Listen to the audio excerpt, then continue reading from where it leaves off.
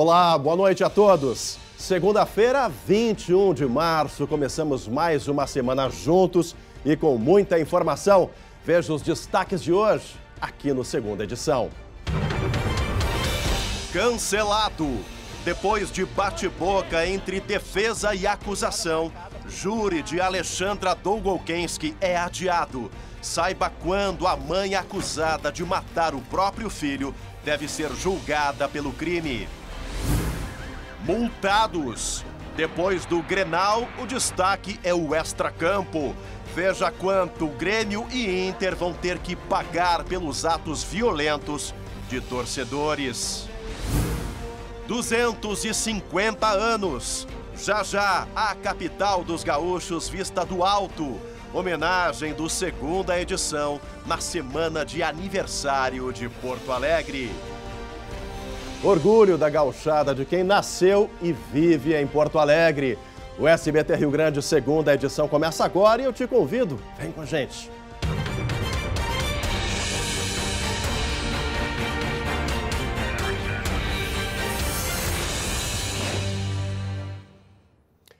E olha, a gente começa a segunda edição de hoje falando de uma expectativa frustrada. Eu estou falando do cancelamento do júri da mãe acusada de matar o próprio filho lá em Planalto, no Norte Gaúcho. A Justiça ainda não definiu uma nova data para esse julgamento. E quem está lá em Planalto, as nossas equipes acompanham todos os bastidores. Luciane Colma atualiza ao vivo as informações para a gente e fala dessa expectativa, desse bate-boca e da frustração, né, Lu, de toda uma comunidade e o que esperar daqui para frente. Boa noite, Lu.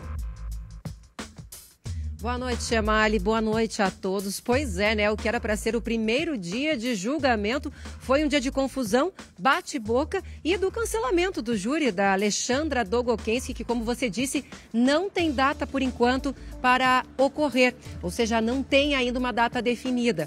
Como o fórum aqui de Planalto é muito pequeno, esse clube, o Independente, ele foi todo adaptado para servir de plenário. Chemali, foram meses de organização, uma semana para montar toda a estrutura lá dentro, custos que chegam a R$160 mil, segundo o Judiciário, que inclusive já acionou a PGE, a Procuradoria-Geral do Estado, para ver alguma forma de ressarcir os cofres públicos. E não foi só esse prejuízo. A cidade Chemali de Planalto, de 10 mil habitantes, investiu para receber, atender todas as pessoas envolvidas nesse julgamento, restaurantes, pousadas, hotéis. Exato. Todos estão muito frustrados com esse cancelamento. A gente conversou com muita gente.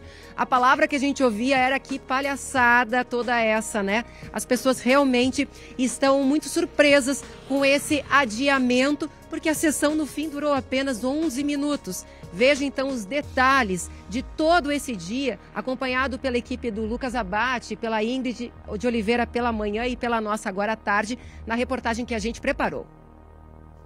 Previsto para durar 4 dias, o júri foi encerrado aos 11 minutos e 20 segundos. Em razão do ocorrido, está encerrada a sessão. A sessão foi dissolvida depois de um bate-boca entre os promotores e a defesa de Alexandra Dolgokenski, acusada de matar o filho Rafael Vinques aos 11 anos.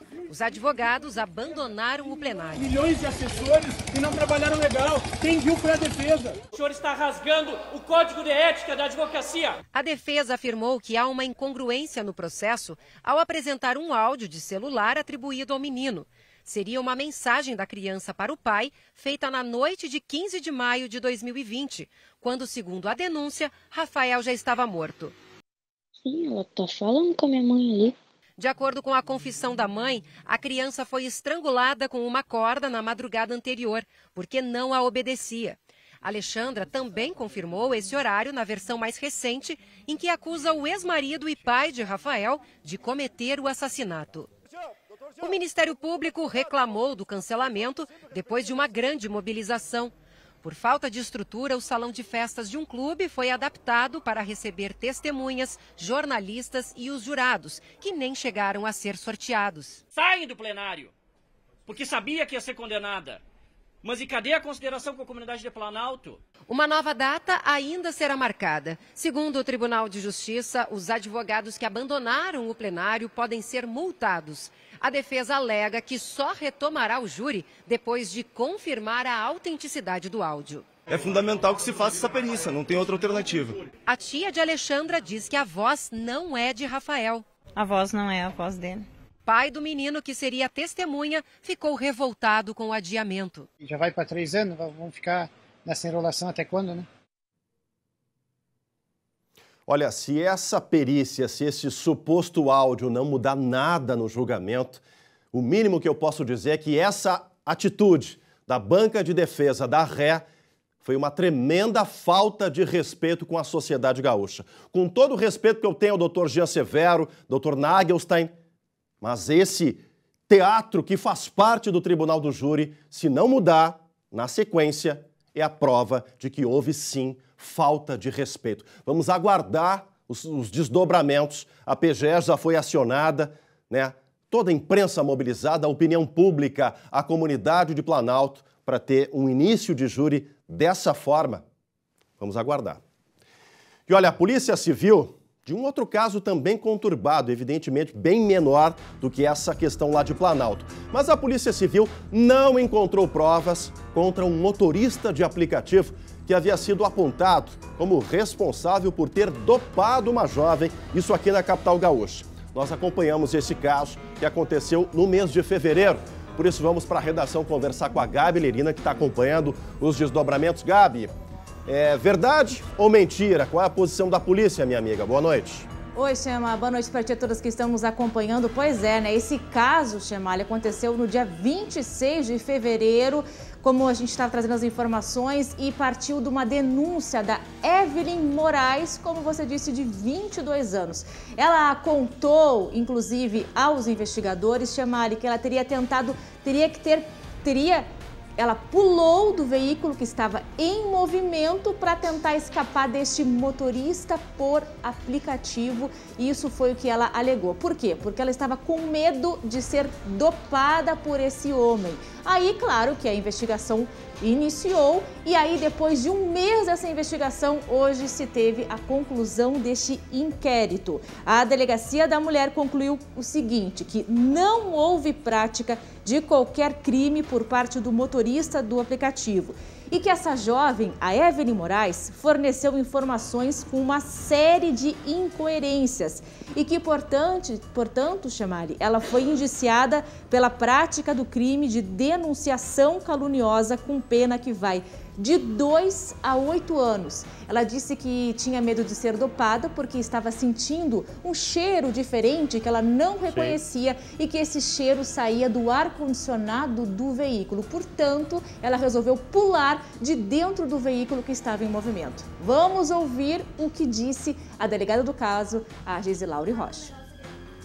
É uma série de contextos, né? Por exemplo, a questão do vidro, né? Que ela reitera que o motorista fechou o vidro depois que ela abriu. Ele não poderia sequer ter feito isso, porque, na verdade, os vidros de trás deste veículo que ela estava sendo transportada são manuais. E não há indício nenhum, né, de que ela tenha se atirado do veículo em movimento, de que tenha sido fornecido para ela qualquer substância ou cheirinho, enfim, né, assim como não havia no carro nenhum indício de que, por exemplo, no filtro do ar-condicionado tivesse sido colocado alguma substância. Eu conversei agora há pouco com o advogado da Evelyn, que disse o seguinte, que ela está muito abalada, que está recebendo ameaças, inclusive pelas redes sociais, ameaça de morte depois dessa divulgação desse inquérito por parte da Polícia Civil. Exato, Chemali. E também disse que vai levar até a polícia uma nova testemunha para poder comprovar tudo o que a Evelyn disse. Ele também disse que não foi de acordo com a testemunha, que a vítima virou de vítima a denunciada. Olha só.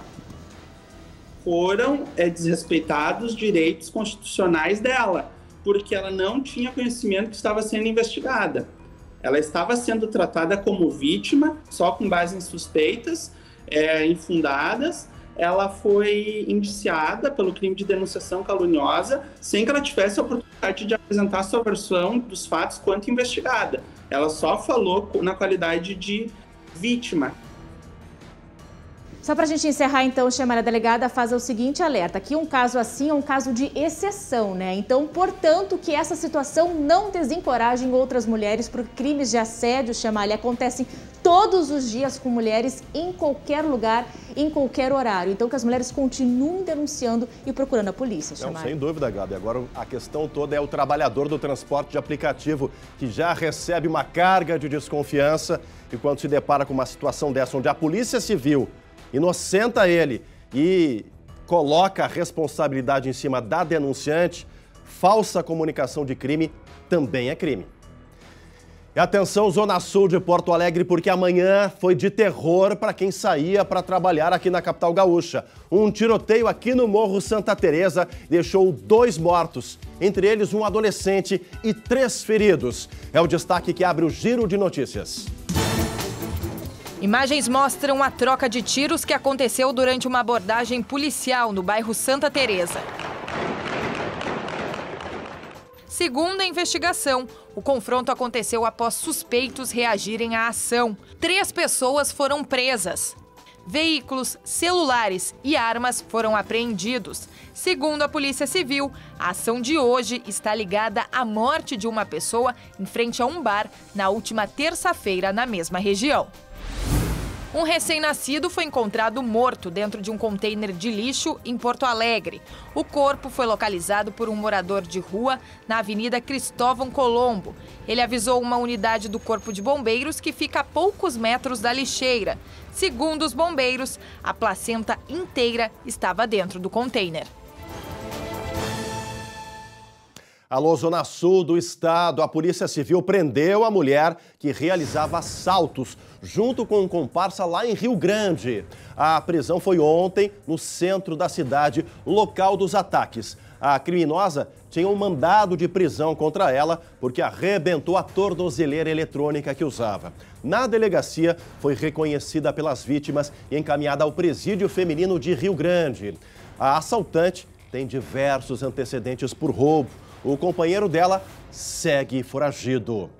E olha, estão presos os criminosos que roubavam 8 relógios de luxo. Roubaram. Eles deixaram um prejuízo de quase R$400 mil em uma única joalheria aqui de Porto Alegre. 16 mandados foram cumpridos em Porto Alegre, Viamão e até em Joinville, Santa Catarina.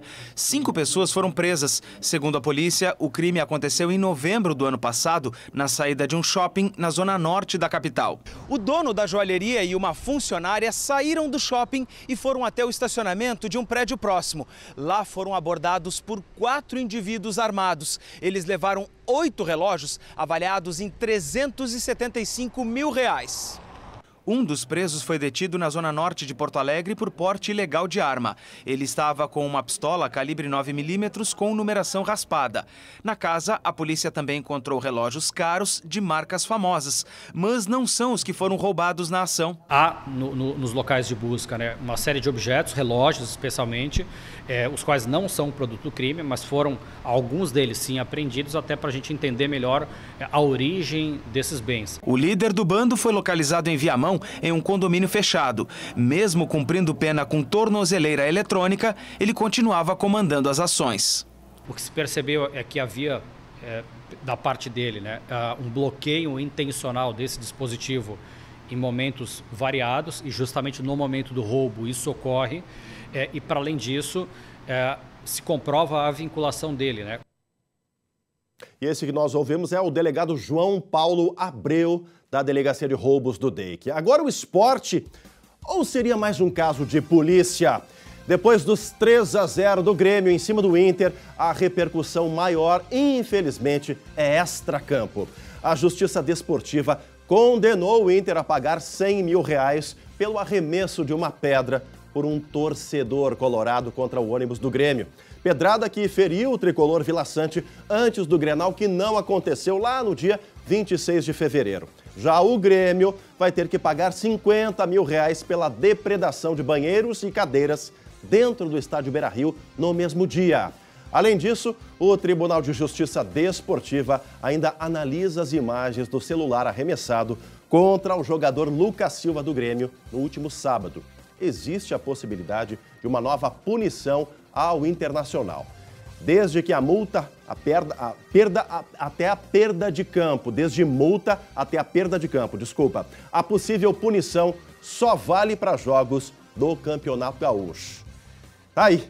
Tomara que o próximo jogo seja decidido somente dentro de campo, né? Porque apesar desse episódio, que lamentável, mostramos agora, a segunda-feira foi de sorriso no rosto do torcedor gremista. Imagina, 3-0, um banho de bola. Já no lado do Colorado, os ares são de muita preocupação. Quem traz os detalhes? Matheus Schenck. O Grêmio mantém os pés no chão para o jogo de volta das semifinais. Nós fizemos uma grande partida contra um grande adversário, mas nós não ganhamos nada. E teve novidade hoje, viu? O Grêmio está trazendo um lateral direito do Mirassol, Rodrigo Ferreira, 26 anos, que fez um gol no atual Paulistão. Contrato de empréstimo até dezembro. Já no Inter, não vai ter mudanças. Não cogitamos de mudanças até quarta-feira, evidentemente, porque não será produtivo isto. A oca do Cacique Medina está pegando fogo. O técnico está ainda mais pressionado e, pelo visto, só mesmo o milagre da goleada e da classificação na Arena vai salvar o emprego do uruguaio. A dúvida no Grêmio é bem menos incisiva. Ferreira deve ficar fora mais uma vez, ainda com dores no pubis. Vijaçante, convocado pelo Paraguai, fica fora.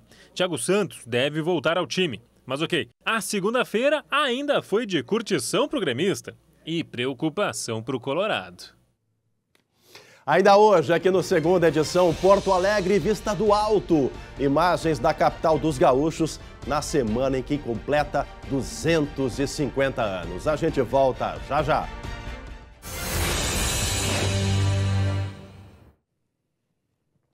Voltamos com a segunda edição para todo o nosso Rio Grande. Olha só, gente, acabou o verão e os dias de temperatura mais baixa estão se aproximando. Como está a sua saúde para enfrentar as novas temperaturas? Para a sua imunidade estar em dia, sua saúde também precisa estar. E para te ajudar da prevenção ao tratamento, você pode contar com a IBCM. O plano de saúde da IBCM é perfeito para você. Sabe por quê? Além de você não ter taxa de consultas e exames, você conta com inúmeras especialidades médicas, além de terapias, físio, fono e odontologia. E o valor, esse não muda de acordo com a idade, o que dá ainda mais tranquilidade para o associado. Cuidar da sua saúde é muito mais fácil do que você imagina, pode acreditar. Quer conferir? Então chame no WhatsApp que está aparecendo aqui na tela, que a equipe da IBCM retornará a você. IBCM, o plano de saúde feito para o servidor público municipal e estadual. E atenção, pais gaúchos, aqui um alerta importante. Dados do painel de vacinação contra a Covid aqui no Rio Grande mostram que apenas metade das crianças foi imunizada até agora. A vacinação de crianças de 5 a 11 anos no Rio Grande do Sul está em 51,7% para a primeira dose. É um pouquinho mais da metade da população infantil aqui do nosso estado. Cerca de 498 mil crianças. A vacinação com a segunda dose está em 6%. A vacinação das crianças contra a Covid começou no dia 19 de janeiro em todo o Rio Grande do Sul. E agora se prepare, atenção pais, avós, todas as famílias. Hoje tem uma baita estreia aqui no SBT, a novela Poliana Moça, 8h30 da noite, olha só. Tô ansiosa para essa experiência que você me prometeu. Afinal de contas, não é todo dia que se faz 15 anos, né? E não é todo dia que você me leva para conhecer a história da sua família. Vai rolar o evento do ano. Eu não quero passar os meus 15 anos sem comemorar. Seus convidados já foram notificados conforme você pediu. Pois é uma que nos transforma. Pois é uma São tantos anos mentindo pra mim mesmo. E agora você já sabe. Eu te amo. E não é só como amigo.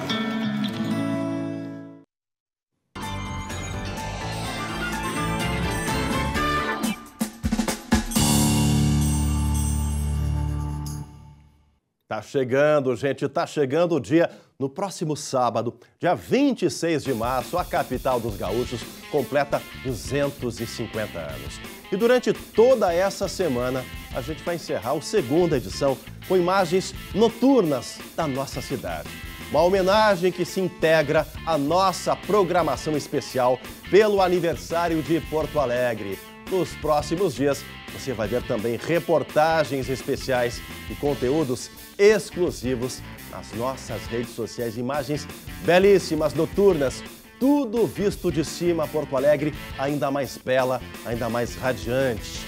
Tá aí, gente, imagens muito bacanas.